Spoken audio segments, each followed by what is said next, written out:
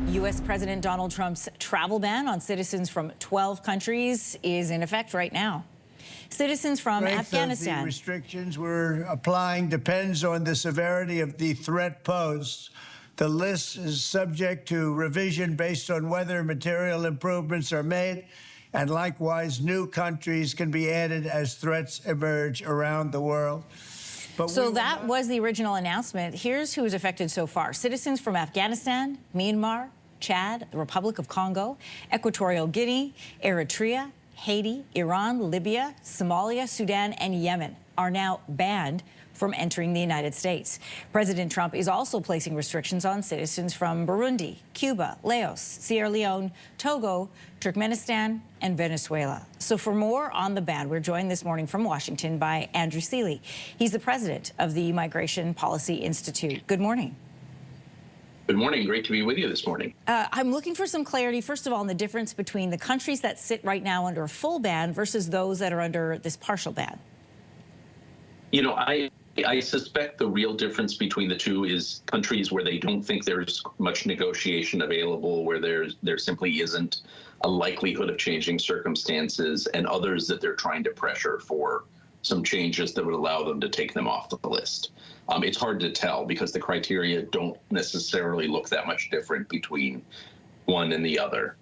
It's hard to tell. It's just based on the criteria, but I suspect it's much more those countries where they think they might be able to, they may have some leverage by doing this that will allow them to take them off the travel ban, like Venezuela and Cuba, where they're trying to negotiate for more deportations, and so they're putting pressure on, but they don't want to permanently ban everyone. Before I get to how this could possibly affect some Canadians, I want to ask you, I remember the first time this ban kicked into effect, there was chaos at the airports. For anybody who, as of this morning, is going to be landing in the United States, whose countries of origin are on this ban list, what will happen to them today, this morning? I mean, if they land and they are in one of the categories on this list, they could be refused entry and put on a plane back to their country of origin, back to the country they left from. Most people probably have checked because they did this a little bit ahead of time this time. The numbers are not huge. I mean, I have to say we were surprised that we did not. This started off as being a vast list. Some of the early reporting told us it could be 30 or 40 countries, multiple levels of bans. This is actually a fairly small list with lots and lots of exceptions built into it.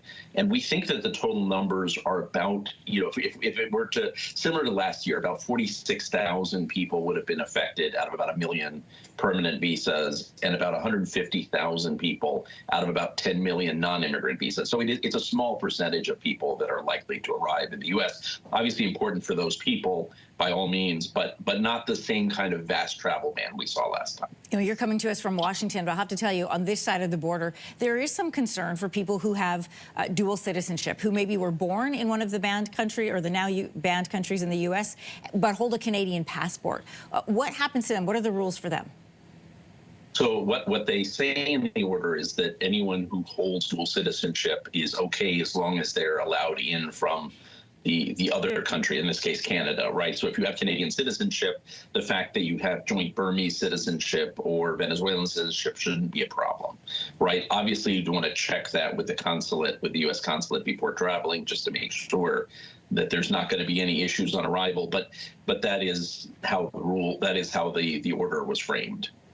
The World Cup, we know, is going to be hosted coming up soon by the U.S., Canada, and Mexico. It begins 1 year from Wednesday. According to Trump's presidential declaration, there is an exemption for, quote, any athlete or member of an athletic team, including coaches, persons performing a necessary support role, and immediate relatives traveling for the World Cup, Olympics, or other major sporting events, as determined by the Secretary of State.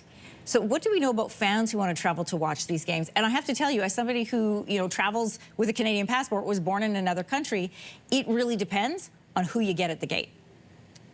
Right. And I think that is the question, right, and why it's worth checking with the U.S. consulate before traveling, if you have a passport that is on this list, because you should be able to get in. But it does depend. You're completely right. Border Patrol agents and OFO agents, the Customs and Border Patrol, Border Protection agents at the gates have wide authority to make determinations at the moment. So, but look, this is, anyone that fits in one of these categories should be exempt. There was a lot of lobbying from travel associations and sports associations involved in the World Cup and the Olympics around this. Appears to have gotten to the ears of the administration.